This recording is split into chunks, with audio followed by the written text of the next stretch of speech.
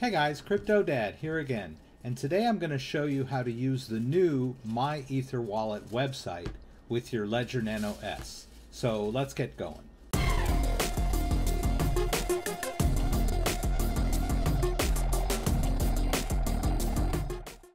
Okay, so I went to the MyEtherWallet website and noticed that they've got a brand new interface. Looks pretty cool. A little bit different than it was before. And we've also upgraded our Ledger Nano S software to Ledger Live in the recent past few months. So I thought it would be a good time to sort of go through how we deal with the MyEtherWallet website using our Ledger Nano S. So let's jump right in. So I'm here at the new MyEtherWallet website, and I want to get access to the wallet that I have on my Ledger Nano S. So I've got my trusty Ledger Nano S, and so the first thing I'll do is go ahead and connect it as I normally would. So we'll connect it to our computer and enter our PIN. Okay, and after we enter our PIN, we're going to want to navigate over to the Ethereum app on our Ledger device. All right, and then when we get to the Ethereum app, we're going to want to hit both buttons and enter in. All right, now we can run through the new interface on the MyEtherWallet website. We'll just hit this big Access My Wallet, and then it asks us how we would like to do that. We're going to use hardware because we've got the Ledger Nano S. All right, and then they give us the choice here of what kind of hardware device you have. So in our case, we'll hit Ledger. And once that's checked, we'll just hit this button here, Choose Hardware. All right, now you'll notice here that along here, I don't have any balances. Now, they're all zero. Now, I know that there's some Ethereum on this Ledger Nano S. So what's up? So what we need to do is go up here to this pull down menu. We need to choose our derivation path, right? So I'm going to pull down, and you'll see here that it has Ethereum Ledger Live. So if you've been using Ledger Live and have recently added the Ethereum app, the derivation path is slightly different. So we want to choose that, all right? And then it's going to load the addresses that it finds. And lo and behold, you'll see that there's a little bit of an Ethereum balance there. So I want to tick that off. So I'll just tick off the one that has the balance that I would like to access. And then I need to go down here and accept their terms. So I'll tick that off. And then I can click this nice green button, and it should open up my wallet. And you'll see here how the new interface looks. Pretty cool. So we've got the balance up here, which is 1.3 ETH. And then it gives us the address up here. This is our Ethereum address if we want to send funds to this wallet. And then over here, it's got network, and it's just sort of a general network reading for the Ethereum network. And you'll notice down here too, on the side, that it found my ERC20 tokens that are also stored on this Ethereum address. So every Ethereum address has sub-addresses, or you're allowed to store ERC20 tokens within an Ethereum address. And they just all sort of live on this Ethereum address. So if I wanted to send more BAT, I would send it to this address. If I wanted to send Ethereum, I would send it to this address. And if I wanted to buy some more Polymath and send that over, it would all go to this same address. All of these tokens are managed by this one public address. All right. So now that we've got familiar with the interface, why don't we send a little bit of ETH over to this new address and see how that works? All right. So the first thing I'll do is buy a little Ethereum. I'm going to go over here to Coinbase. I'm going to get myself signed in.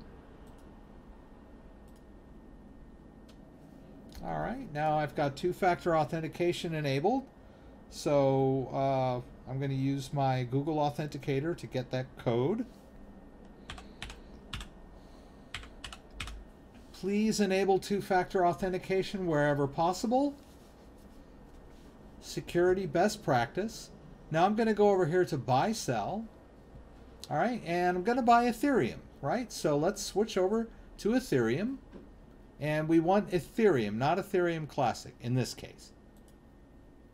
And I'm going to choose not the checking method, but the debit method. The debit method gives me a instantaneous purchase. So let's buy $50 worth. I'm just going to hit 55 total, because you'll notice I'm taking a $2.99 hit over here. All right, and then we'll just buy Ethereum instantly, and then we'll confirm that. So we should see the Ethereum balance almost instantaneous in the account, right? So now I can go over to accounts and Ethereum, and you can see down here that there is a balance in the Ethereum wallet now. $51.75 worth of Ethereum. Now, we hear a lot about security. We hear a lot about cryptocurrency and exchanges. A lot of people bash cryptocurrency. They say it's not safe because a lot of these exchanges get hacked, or for whatever reason they put your funds on hold, or whatever the case may be.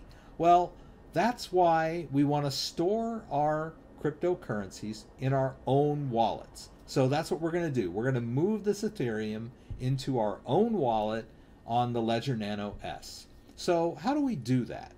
All right, so we want to send, and that's all well and good. We want to send it somewhere, but where do we want to send it? And where are we going to get this elusive Ethereum address? Well, let's just go back over to our MyEtherWallet, and there's the address right there. And it gives us a little bit of these icons here. Now, this public address is not a secret. Anyone can see it. I can share it with anyone because it's just an address that people can use to send me Ethereum.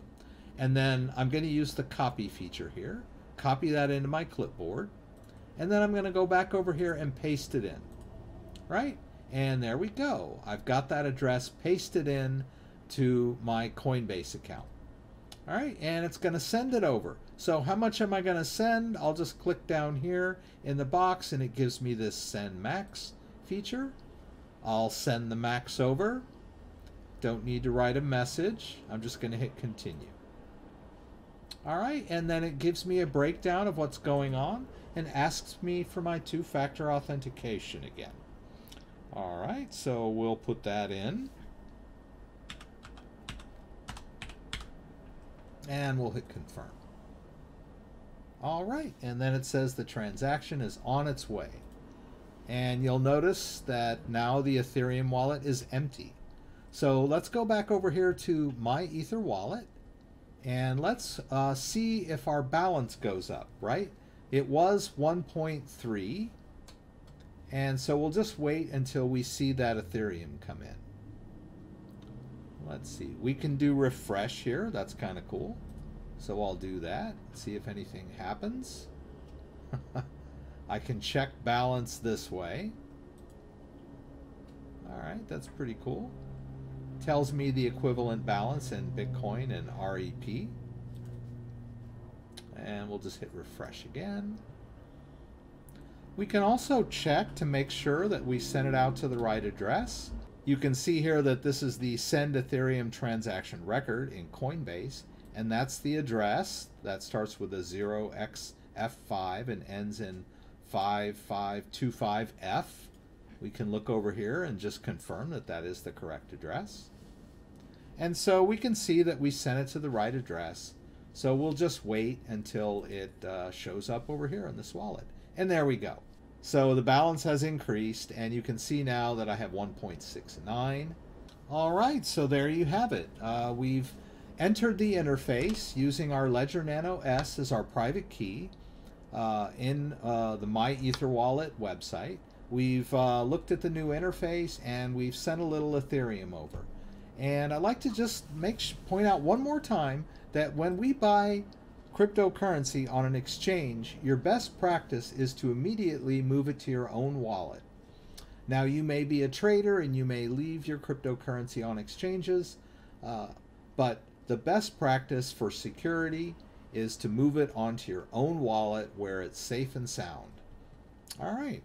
Don't forget, I have a live stream every Friday night, 6 p.m. Pacific Standard Time. Join me for the live Q&A in LA. Throw out any questions that you may have, and I'll see if I can get them answered on the fly. Or just join in the discussion and have fun. If you like this video, give me a thumbs up. If you'd like to subscribe to my channel, I would appreciate it. When you subscribe, there's a little bell that will allow you to be alerted whenever I post new content. Once again, thanks for joining me, and hope to see you again soon.